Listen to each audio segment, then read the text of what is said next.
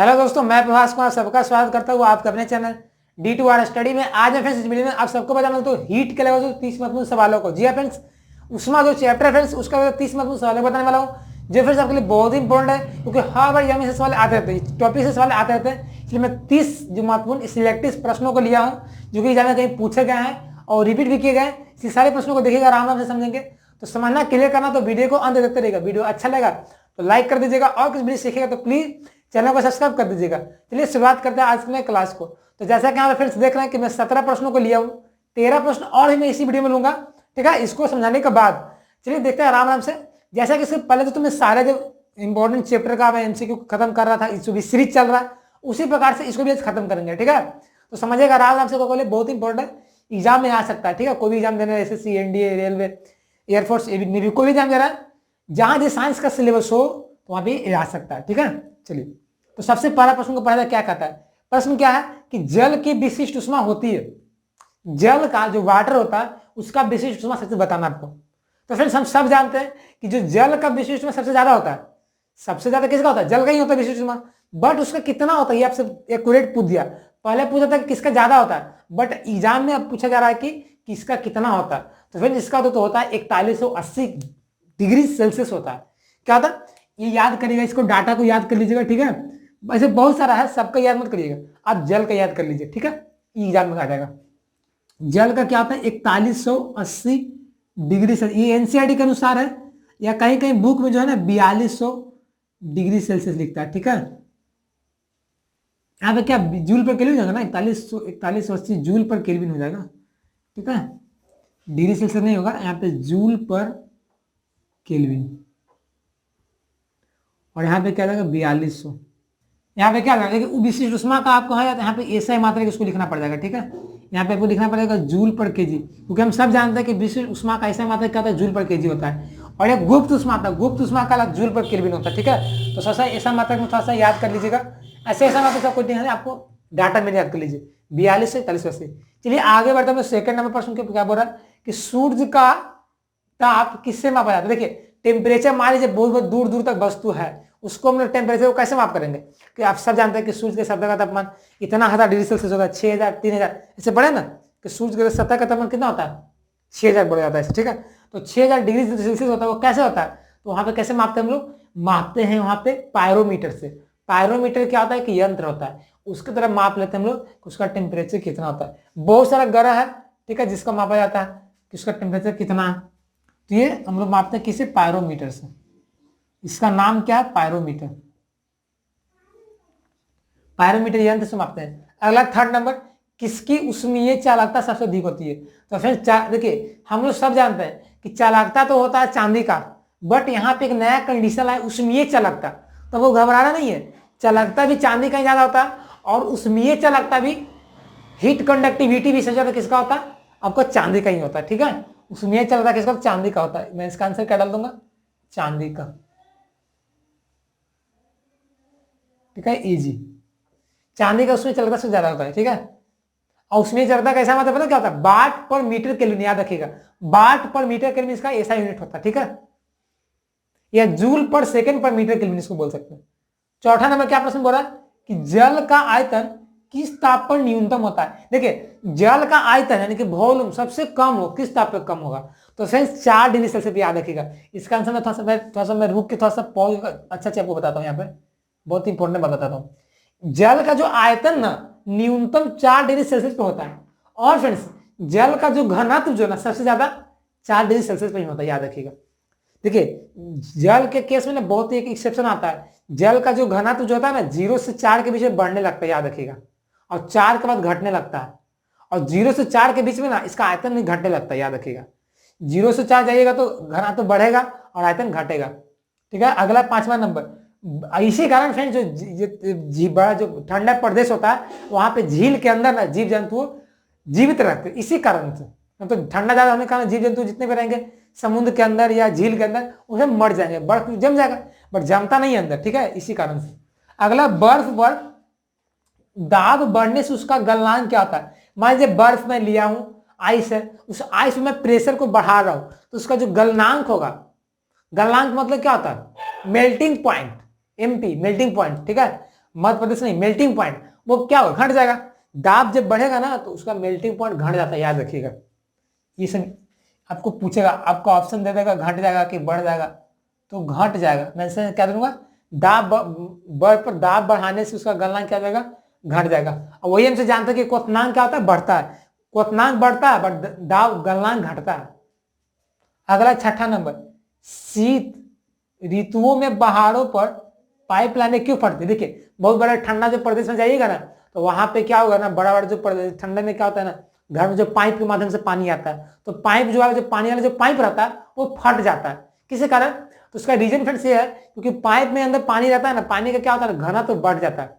और घना तो डेंसिटी बढ़ने के कारण क्या होता है ना, वो ज्यादा स्पेस लेने लगता है। और पाइप तो भाई सीमित क्षेत्र है तो वो क्या होता है, बढ़ने के कारण फट जाता है पाइप। ठीक है, तो इसका कारण यही होता है। क्या है कारण, क्या, घनत्व बढ़ना। घनत्व क्या होता है, बढ़ जाता है, घनत्व बढ़ने के कारण। देख रहा है, घनत्व बढ़ने के कारण क्या होता है, शीत ऋतु में पहाड़ों पर पाइप की लाइनें फट जाती है। ठीक है, ये होता है। अगला फिर हमारा 7वां नंबर, ये प्रश्न क्या बोल रहा है कि थर्मोकपल अल्कोहल द्वारा क्यों बनाया जाता है। एक थर्मोकपल होता है, दो होता है। ठीक है, उसको थर्मो यानी हीट कपल बोल सकते हैं इसको, उसमें कपल। तो जो कपल होता है वो अल्कोहल द्वारा क्यों बनाते हैं, वहां पे फ्रेंड्स यदि हम लोग मरकरी मिला सकते हैं क्योंकि मरकरी भी उसकी जगह पर ले सकता है, बट यहाँ पे नहीं लेते इसलिए फ्रेंड्स क्योंकि जो अल्कोहल जो होता है ना वो सस्ता होता है मरकरी से, पारा से। अब पारा से सस्ता होने के कारण ना, Hg से सस्ता होने के कारण अल्कोहल को हम लोग यूज करते हैं थर्मोकपल में।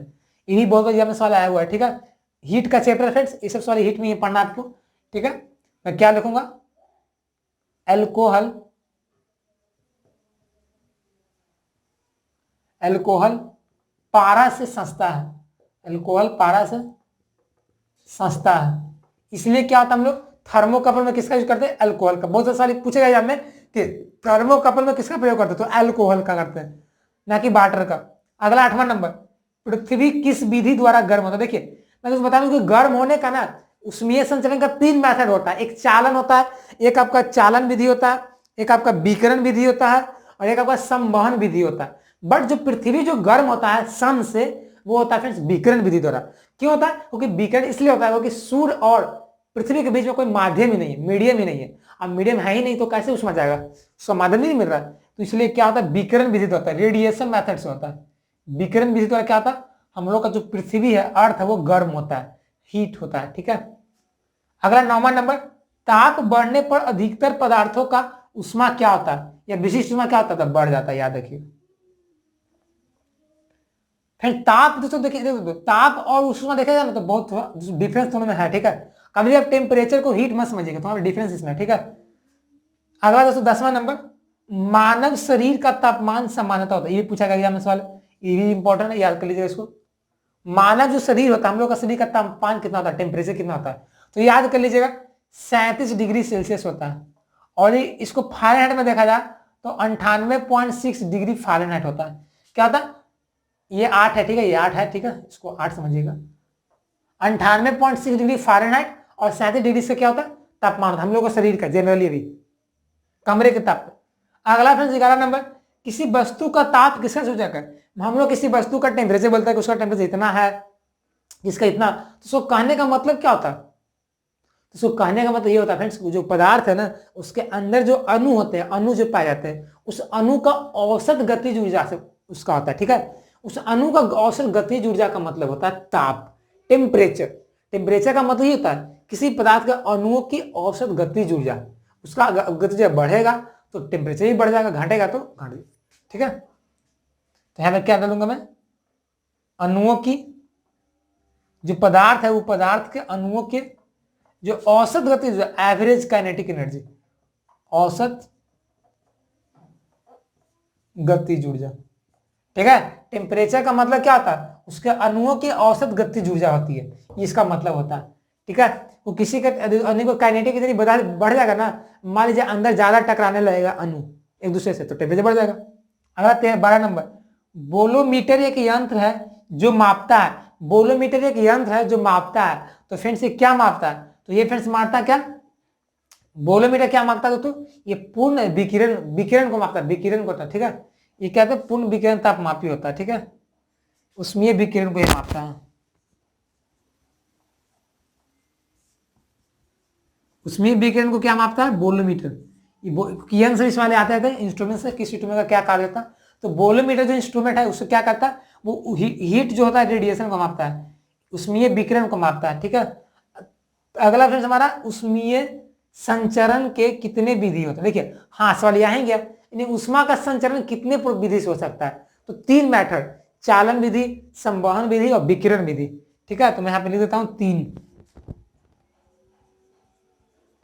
सिंपल लिख देता हूं, पहले चालन लिख देता हूं, फिर क्या विकिरण। आपको थर्म, आपको देखो थर्म आपको आपके पास होगा क्या होगा?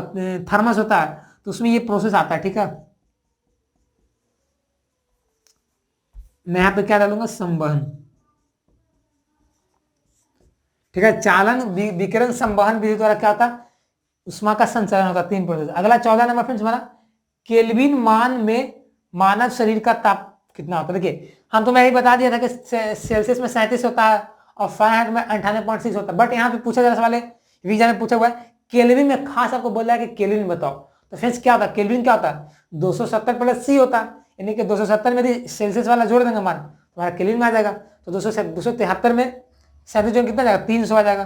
तो 300 केल्विन हमारे लोग का शरीर का तापमान होता है। ठीक है, तीनों याद करिएगा, 300 केल्विन, 37 डिग्री सेल्सियस, 98.6 फ़ारेनहाइट। ठीक है, अगला फ्रेंड्स हमारा 15 नंबर, दूर की वस्तुओं जैसे सूर्य आदि का ताप किस में मापा जाता है? ठीक है, क्योंकि बहुत सारे यूनिवर्स में अलग अलग दूर दूर स्टार होते हैं, स्टार्स, उन स्टार्स को क्या कर टेम्परेचर को डिफाइन करना रहता है। तो एक तो प्रोसेस पायरोमीटर माप लेंगे, बट एक और फ्रेंड्स हमारा है ना, उस प्रोसेस का नाम है, उसी में लोग माप कर सकते हैं। उस माप का नाम है फ्रेंड्स हमारा पूर्ण विकिरण उत्तमापी। पूर्ण विकिरण उत्तमापी से क्या होता है? हम लोग दूर की वस्तुओं को माप सकते हैं, ताप को। ठीक है, तो एग्जाम में पायरोमीटर रहेगा तो पायरोमीटर मारेंगे, और पूर्ण विकिरण उत्तमापी से भी माप सकते हैं। ठीक है, ये भी हम इनसे मार सकते हैं। इसका आंसर क्या डाल दूंगा? पूर्ण विकिरण उत्तमापी। देखिए ठीक है, ये याद कर लीजिएगा, पूर्ण विकिरण उत्तमापी से क्या करते हैं हम लोग? दूर के वस्तुओं को टेम्परेचर को डिफाइन करते हैं, मापते हैं। डिफाइन नहीं, परिभाषित नहीं, डिटरमाइन करते हैं। अगला 16 नंबर, किस ताप पर सेल्सियस और फ़ारेनहाइट, ये बहुत ही इंपॉर्टेंट है यार, दोनों समान होता है। आपको उस ताप टेम्परेचर का नाम बताना है जिस पर सेल्सियस का भी मान समान हो जाए और फ़ारेनहाइट का मान समान हो जाए, यानी कि उस डिग्री का मान बताइए जहां पे दोनों वस्तु का ताप समान हो जाए। यदि फ़ारेनहाइट में देखा जाए तो वही बताएगा और सेल्सियस में वही बताएगा। ठीक, तो उसका जो तो मान है 40 डिग्री, -40 डिग्री, -40 डिग्री पे आप जाइएगा तो आपका सेल्सियस भी वही आपको इंडिकेट करेगा, वही आपको पाठ्यांक देगा, और फ़ारेनहाइट भी वही देगा। ठीक है, तो दोनों सेम होता है -40 डिग्री पे। -40 डिग्री पे दोनों सेल्सियस और फ़ारेनहाइट का जो पाठ्यांक होता है वो सेम देगा। ठीक है, अगला फिर हमारा 17 नंबर, न्यूनतम संभव ताप है, मतलब सबसे कम पॉसिबल टेम्परेचर क्या है, यानी उससे कम हो ही नहीं सकता किसी वस्तु का टेम्परेचर। तो वो फिर से -273 केल्विन, याद रखिएगा, -273 केल्विन। ठीक है, -273 जो केल्विन है फ्रेंड्स, वो आपका उससे ज्यादा आपको हो ही नहीं सकता। यहाँ पे सेल्सियस होगा। ठीक है, -273 डिग्री सेल्सियस होगा। ठीक है, केल्विन नहीं होगा, क्योंकि केल्विन क्या होता है? 273 प्लस क्या होता है? सी होता है, तो वहां पे नहीं होगा ना। -273 जो केल्विन है, ये फ्रेंड्स क्या है? आपका सबसे संभव ताप है, न्यूनतम, यानी इससे कम ना होगा ही नहीं। ठीक है, ये याद रखिएगा। तो इस तरह से फ्रेंड्स हमारा क्या होगा? 17 प्रश्न मैं लिया हूं, अभी मेरा जो 13 प्रश्न और बाकी है उसको मैं क्लियर करवाता हूं। पहले इसको स्क्रीनशॉट ले लीजिए ताकि आपको ये हमेशा याद रहेगा, कोई प्रश्न आ सकते एग्जाम में। ठीक है, तो चलिए फ्रेंड्स हम लोग क्या करते हैं, रिमेनिंग पार्ट्स बचे उसको क्लियर करते हैं। क्वेश्चन नंबर क्या पढ़ा जाए? 18 को क्या कहा था? 18 नंबर प्रश्न। ये प्रश्न क्या बोला कि अच्छे उत्सर्जक अच्छे अवशोषक होते हैं, यह नियम है, यानी कि कौन सा नियम कहता है कि गुड ऑब्जर्वर और गुड इमिटर, यानी कि अच्छा उत्सर्जक जो अच्छा उत्सर्जन करेगा वो अच्छी तरह से अवशोषण भी करेगा, ऑब्जर्व भी करेगा। तो फ्रेंड्स ये नियम कहता है किरचॉफ का नियम, किरचॉफ बोलते हैं इसको या किरचॉफ बोलते हैं। ठीक है, ये किरचॉफ का नियम कहता है। ठीक है, इसको याद करिए, एग्जाम में पूछा भी गया सवाल। और किरचॉफ का जो नियम, 2 नियम होता है। ठीक है, एक तो हम लोग को इलेक्ट्रिक करेंट में पढ़ना और एक हम लोग को क्या पढ़ना है? इसमें हीट में पढ़ना, थर्मोडायनेमिक्स में किरचॉफ का नियम कहता है। ठीक है, गुड इमिटर्स आर गुड ऑब्जर्वर। अगला 19वां नंबर, ये प्रश्न क्या बोल रहा है कि थर्मस फ्लास्क में उष्मा का क्षय रोका जा सकता है। देखिए थर्मस फ्लास्क में उष्मा को हम लोग हानि को कैसे रोक सकते हैं? तो फ्रेंड्स वहां हम लोग 3 चीज को प्रोसेस को अप्लाई करते हैं। सब जानते हैं ऊष्मा का संचरण किन 3 माध्यम से होता है, यानी कि हानि भी 3 माध्यम से होता होगा। संचरण मतलब जाना, कहीं जाता है, यानी उसी तरह से जाता भी होगा बाहर, तो 3 माध्यम से क्षय होता है। चालन संवहन विकिरण का उपयोग करके हम लोग क्या करते हैं कि ऊष्मा का हानि वहां पे रोक देते हैं, ठीक है, ऊष्मा क्षय कम होता है। और थर्मस जो होता है उसमें तीनों नियम का ही प्रयोग किया जाता है, ठीक है, तीनों प्रोसेस को ही प्रयोग करते हैं, जैसे कि थर्मस फ्लास्क में पानी ठंडा रहता है, ठीक है। मैं इसका आंसर क्या डालूंगा, पढ़ा ना, 3 विधि से संचरण होता है उष्मा का, कौन कौन, चालन विधि, संवहन विधि और विकिरण विधि। तो मैं वही क्या करता हूं, क्या चालन विधि, कॉमा, संवहन और विकिरण। संवहन गैसों में होता है, चालन ठोसों में होता है, ठीक है, चालन। अगला 20वां नंबर, ये प्रश्न क्या बोला कि थर्मस फ्लास्क की आंतरिक दीवारें चमकीली होती है क्योंकि, किस कारण से। आप थर्मस फ्लास्क देखे होंगे तो देखते होंगे आप उसका जो अंदर का जो दीवार है बहुत चमकीला होता है ना। तो चमकीला इसलिए होता है फ्रेंड्स क्योंकि वो विकिरण के कारण ना उष्मा हानि को रोकना चाहता है, विकिरण के कारण उष्मा हानि को रोकने के लिए किया जाता है, ठीक है। किसके कारण, विकिरण के कारण, ताकि विकिरण से ना वहां पे चमकीला रहेगा तो उष्मा हानि कम हो जाएगा। तो विकिरण के कारण उष्मा हानि रोकने के लिए, ठीक है, विकिरण से भी उष्मा हानि हो जाता है, इसलिए रोकने के लिए क्या करते हैं हम लोग, आंतरिक दीवार को चमकीला बना देते हैं, ठीक है। अगला फिर हमारा 21वां नंबर, ये क्या, मोटर गाड़ी के रेडिएटर को ठंडा करने के लिए किसका प्रयोग करते हैं। देखिए आप लोग देखा होगा जो वगैरह जीप वगैरह रहता है या बोलेरो वगैरह, तो आप उसका जो रेडिएटर रहता है इसमें ठंडा पानी डालते हैं ना पानी, तो पानी क्यों डालते हैं, तो पानी जो डालते इसलिए क्योंकि वो इंजन को ठंडा रखता है, और दूसरा पानी को क्यों चूज करते हैं, इसलिए चूज करते हैं पानी को क्योंकि पानी का ना विशिष्ट गुप्त उसमें ज्यादा होता है, ठीक है। वहां पे दूसरा को डाल सकते हैं बट वहां पे पानी ही डालते हैं, पानी इसलिए तो पानी का विशिष्ट उसमें ज्यादा होता है, ठीक है। कितना होता है, 4200 जूल के ऊपर केल्विन होता है, जूल पर केजी होता है, ठीक है। तो यहाँ पे किसका प्रयोग करते हैं, ठंडा करने किसका प्रयोग करते हैं, पानी का, क्योंकि विशिष्ट उष्मा ज्यादा होता है, ठीक है, इसलिए पानी का प्रयोग करते हैं, समझे बात को। अगला फ्रेंड्स 22वां नंबर, ये प्रश्न क्या बोला कि धातु की चमदानियों में लकड़ी का हैंडल क्यों लगा रहता है। अब देखिए धातु की चमदानी में लकड़ी का हैंडल लगाया जाता है, आप केतली वगैरह देखोगे चाय वाला तो वहां भी लकड़ी लगा देते हैं, आजकल तो प्लास्टिक आ रहा है, ठीक है, कुकर वगैरह में प्लास्टिक रहता है, तो इसलिए फ्रेंड्स वहां लगाता है ना कि जो प्लास्टिक या जो लकड़ी तो उष्मा का कुचालक होता है, जिसके कारण क्या होता है वहां पकड़ने में आसानी पड़ता है और हम लोग आसानी से पकड़ सकते हैं, कुछ हानि नहीं होगा। बट वहां पे नहीं रहता लकड़ी तो हम लोग छूते तो हम लोग हाथ जल जाता, इसलिए लकड़ी का प्रयोग करता है कि लकड़ी उष्मा का कुचालक होता है, ठीक है, उससे उष्मा का संचरण नहीं होता। मैं इसे ऐड कर डालूंगा, क्यों लगा, क्योंकि लकड़ी उष्मा का कुचालक होता है, माने यहां से इससे उष्मा जा ही नहीं सकता, ठीक है, कुचालक होता है। अगला फ्रेंड्स हमारा है क्या, 32वां नंबर, ये प्रश्न क्या बोल रहा कि सूर्य विकिरण का कौन सा भाग सोलर कुकर को गर्म करता है। देखिए सोलर कुकर से भी खाना फ्रेंड्स पकता है, ठीक है, सोलर कुकर से भी खाना बनता है, तो कैसे बनता है, तो वहां पे जो सन में जानते हैं कि सन में बहुत सारा लाइट रहता है, बहुत सारा रे रहता है, तो सन में जो एक रे है अवरक्त किरण, इंफ्रारेड रे, उसका उपयोग करके हम सोलर कुकर में खाना पका लेते हैं। तो सूर्य विकिरण का कौन सा भाग, तो विकिरण में कौन सा भाग, तो हम लोग इसका क्या, अवरक्त विकिरण से सूर्य कुकर खाना पकता है, ठीक है। ऐसे सूर्य में बहुत सारा रहता है, ठीक है, बहुत सारा रहता है, गामा किरण रहता है, सब रहता है, बट सूर्य में क्या होता है ना आपका अवरक्त जो रहता है उससे हम लोग क्या करते हैं, पराबैंगनी में रहता है बट अवरक्त से ही खाना पका लेते हैं, ठीक है। तो क्या हुआ, अवरक्त यहाँ पर अवरक्त हो जाएगा, अवरक्त इंफ्रारेड रे इसको बोलते हैं, अवरक्त विकिरण से क्या करते हैं, खाना पकाते हैं। अगला फ्रेंड्स हमारा है 24 नंबर, प्रश्न क्या बोला कि पानी कब उबलता है, जब जल का वाष्प दाब बराबर हो। देखिए आप कोई भी चीज को उबालना है ना तो तभी उबलेगा फ्रेंड्स जब उसका वाष्प दाब वायुमंडलीय दाब के बराबर हो जाएगा, यानी कि जल कब उबलेगा, पानी कब उबलेगा, बॉइलिंग करेगा, जब उस पानी का वाष्प दाब वेपर प्रेशर उस एटमोस्फेरिक प्रेशर के बराबर इक्वल होगा तभी वो उबलना शुरू करेगा। ये भी बहुत एग्जाम में सवाल आया हुआ है, ठीक है, डबल स्टार से दे देता हूँ, याद कर लीजिएगा क्योंकि एग्जाम में आ सकता है, ठीक है। मैं इसका आंसर क्या डाल दूंगा, वाष्प दाब बराबर हो वायुमंडलीय दाब के, वायुमंडलीय दाब के दोस्तों बराबर होगा ना, तभी क्या होगा, वो पानी उबलेगा। अगला फ्रेंड्स हमारा 25वां नंबर, द्रवों तथा गैसों में ऊष्मा का स्थानांतरण किस विधि से हो रहा है? तो जितना उसमें द्रव रहेगा और गैस रहेगा, वहां पे ऊष्मा का जो संचरण होता है फ्रेंड्स होता है संवहन विधि द्वारा। क्या होता है? संवहन विधि द्वारा। मैंने बताया था संवहन क्या होता है, द्रव और गैस में और ठोस में चालन होता है, और जहां पे माध्यम ही नहीं हो वहां पे विकिरण से होता है, जो कि हमारा सन और अर्थ के बीच में होता है। ठीक है, समझा था? सब याद रखेगा, बहुत अच्छा प्रश्न। ठीक है, ये सब एनसीईआरटी बुक से निकालना है, मैंने बहुत मेहनत लगाया। ठीक है, इसे समझिएगा इसको। अगला है, दाब बढ़ने से किसी द्रव का क्वथनांक क्या होता है? बढ़ता है। मैंने पहले ही बताया था कि क्वथनांक बढ़ेगा, लेकिन दाब बढ़ने से किसी बर्फ का गलनांक घटेगा, याद रखिएगा।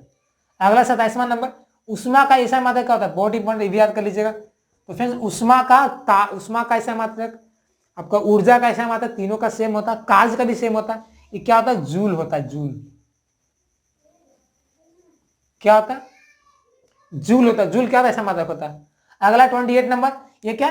भाप से अधिक जलता है अपेक्षा के उबलते जल से। यदि मैं किसी को शरीर में मैं उबलता हुआ पानी भीग दूं ना, तो उसका कम जलेगा, उसको बहुत कम जलन फील होगा। बट यदि मैं उसको भाप से जलाऊं, भाप उसको भीग दूं, तो वो ज्यादा जलेगा, वो ज्यादा मरने का समय आ जाएगा। क्योंकि भाप का जो गुप्त उष्मा होता है सबसे ज्यादा होता है। आप ही देखिएगा ना, भाप के संपर्क में आएगा तो आपको हाथ जलने लगेगा, बट यदि उबलता हुआ पानी में डालेगा तो निकालेगा तो उतना नहीं हानिकारक होगा, लेकिन भाप आपको ज्यादा हानि पहुंचा सकता है। ठीक है, तो इसका मैं आंसर क्या डालूंगा? किसी कारण, क्योंकि भाप का गुप्त उष्मा ज्यादा होता है। ठीक है, मैं यहां पर क्या डालूंगा? भाप की गुप्त उष्मा अधिक होता है। ठीक है, भाप जो होता है उसका गुप्त उष्मा अधिक होता है, और इसी कारण हम लोग को ये हार्मफुल होता है, भाप कंपैरिजन टू उबलता हुआ जल। अगला फ्रेंड्स 29 नंबर, मिट्टी के घड़े में किस प्रक्रिया के कारण जल ठंडा होता है? मिट्टी का घड़ा देखिए, बहुत सारे पुराने जमाने में यह भी कहीं होता है, मिट्टी के घड़ा में पानी रखकर ठंडा कर लेते हैं। तो इसलिए फ्रेंड्स आता है ना, क्योंकि वहां पे मिट्टी घड़ा में क्या होता है ना, जो छिद्र होते हैं अंदर छोटे छोटे, उससे क्या होता है? बाष्पीकरण होता है। और हम सब जानते हैं कि बाष्पिक वेपराइजेशन में क्या होता है? ठंडक उत्पन्न होता है, और इसी ठंडक के कारण दीवार जो होता है घड़ा का ठंडा रहता है, और पानी भी ठंडा रहता है। ठीक है, बाहर उसका आ ही नहीं, बाहर से आए नहीं करता गर्मी। ठीक है, तो किसी कारण होता है? बाष्पीकरण के कारण, बाष्पीकरण के कारण, बाष्पीकरण के कारण ठंडा रहता है। ठीक है, मैं बाष्पीकरण, बाष्पीकरण का क्या होता है? जल ठंडा रहता है घड़ा में। अगला है 30वां नंबर, लास्ट क्वेश्चन, तेज हवा वाली रात में ओस नहीं बनता है क्योंकि बाष्पीकरण की दर क्या होती है? बढ़ जाती है। हवा बढ़ रहा है तो बाष्पीकरण तेज हो जाएगा। सब पंखा चालू कर दीजिए और नीचे को रख दीजिए तो उसका बाष्पीकरण तेज हो जाएगा। ठीक है, तो वहां पे ये होता है। ठीक है, तो तेज हवा का कारण क्या होता है? रात में ओस नहीं गिरेगा, ओस नहीं गिरेगा आपको। ठीक है, जो गिरता है ओस नहीं गिरता है जाड़ा में, तो तेज हवा चलने से नहीं गिरेगा, क्योंकि बाष्पीकरण तेज हो जाता है। ठीक है, तो इससे तो 30 महत्वपूर्ण सवालों को मैं पहले की भांति आज इस टॉपिक को क्लियर किया हूं। ठीक है, तो इस सारे टॉपिक को याद करते चलिएगा, तो आपके लिए बहुत एग्जाम में काम देगा। आप पूरा हिट पढ़िएगा तो कितना पढ़ने जाएगा, बट थोड़ा सा एग्जाम क्लियर सवाल आता ही कितना, बहुत कम आता है क्वेश्चन। ठीक है, बट पूरा चैप्टर पढ़ने से फायदा तो है नहीं, क्योंकि आपको बहुत सारे चैप्टर पढ़ना है। ठीक है, सारे टॉपिक को क्लियर करना है, इसलिए प्लीज सारे को आप टॉपिक वाइज देख के चलिएगा तो आपको जल्दी क्लियर हो जाएगा। ठीक है, जो मैं भी क्लियर आपको कर रहा हूँ, इसलिए प्लीज सारे प्रश्नों को याद रखिएगा, ध्यान में रखिएगा। ठीक है, तो फ्रेंड्स आज तक बस इतना ही। आज का वीडियो कैसा लगा? अच्छा लगा ना, हेल्पफुल था? तो प्लीज यार देर के साथ वीडियो को लाइक कर देंगे, और चैनल को अब तक सब्सक्राइब नहीं किया, पहली बार होगा तो प्लीज सब्सक्राइब कर दे, ताकि जितने भी नए नए वीडियो आएंगे आप उससे आप अपडेट रहेंगे, आप सीखते रहेंगे, आगे बढ़ते रहेंगे। ठीक है, और बगल में नोटिफिकेशन को दबा दें ताकि सारे नए नए वीडियो से आप अपडेट रहेंगे। ठीक है, और फिर चलिए मिलते हैं नए वीडियो में, तब तक के लिए 12 के चैनल से जय हिंद, जय भारत, टेक केयर, बाय।